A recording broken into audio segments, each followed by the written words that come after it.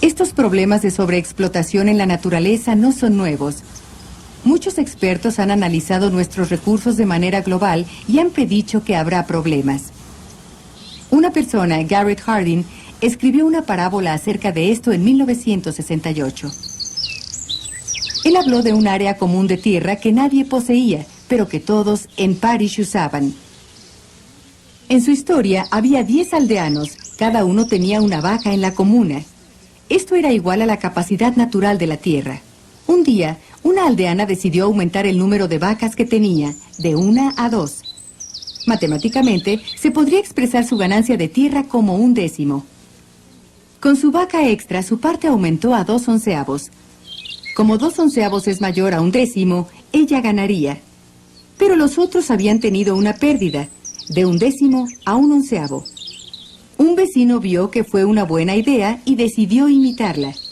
La ganancia de ella fue de 1/11 a 2/12. Los otros aldeanos perdieron al bajar a 1/12. ¿Puede ver un patrón? Pronto, los otros empezaron a notar sus pérdidas. Ellos también tuvieron que incrementar el número de vacas, pero la tierra no podía continuar con esta carga. El pasto no crecía y todas las vacas murieron. Por tomar decisiones a corto plazo para maximizar sus ganancias, los aldeanos ignoraron los efectos a largo plazo. To explain carrying capacity, you created an analogy of the tragedy of the Commons. Yes. Could you explain that for us? The tragedy of the Commons is concerned with the problem of allocation of resources. For religious reasons, many people want to adopt a motto like the one that Karl Marx expressed, from each according to his abilities to each according to his needs. In other words, the mere fact that you exist entitles you to your share of whatever there is that's around.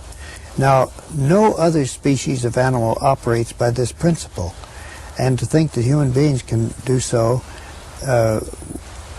safely is a very radical idea, and biologists don't think that they can. And as a matter of fact, the experiments that have been tried among human beings have shown that it doesn't work. For example, when you have a common pasture land and anybody who wants to can pasture his cattle on it, this works as long as there aren't many people.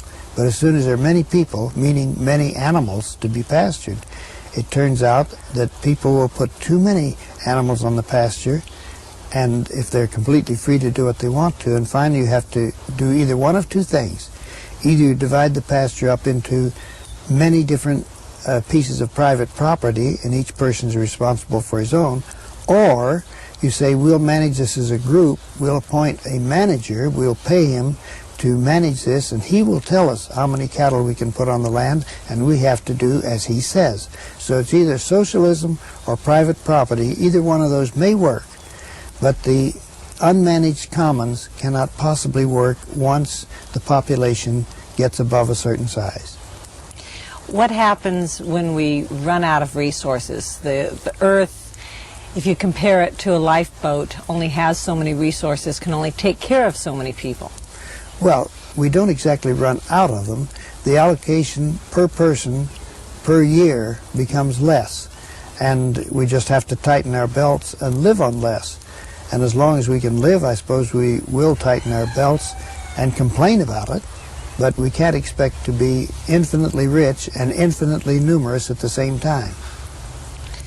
How many people can this planet take care of at the standard of living that Americans enjoy today?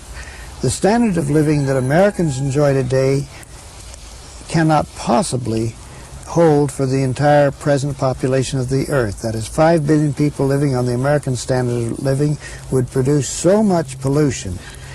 The greenhouse effect would escalate so rapidly, and many other things would change for the worse so fast we couldn't possibly do it. So the world cannot possibly live at the American standard of living at its present population size. That means either the number of people have to be reduced, and or the American standard of living has to go down. There's an old saying that people would like to produce the greatest good for the greatest number. That's maximizing two variables, both welfare and the number of people. And the mathematical principle is that you simply cannot maximize for two variables. that you can only maximize for one. You have to decide which one.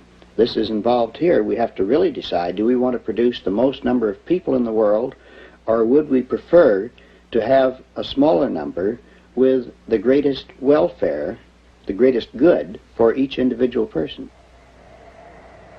In the case of wild birds, what you might call sort of a built-in responsibility works in this way, that each species of birds produces only the number of eggs in the clutch that is right for that species. Maybe 5 is the right number. Well, those that produce 4 do not leave as many offspring, but those that produce 6 per clutch also do not leave as many offspring because they're more likely to die of starvation. And so by natural selection, the correct reproductive behavior is selected for in birds. But men have not acted like birds for millennia. Scientific developments, like the birth control pill, suggest that man can defend himself from the harsh laws of survival by using his technology. We have adequate technological means for avoiding having children, but the question is, will we use them? That means our attitudes have to change.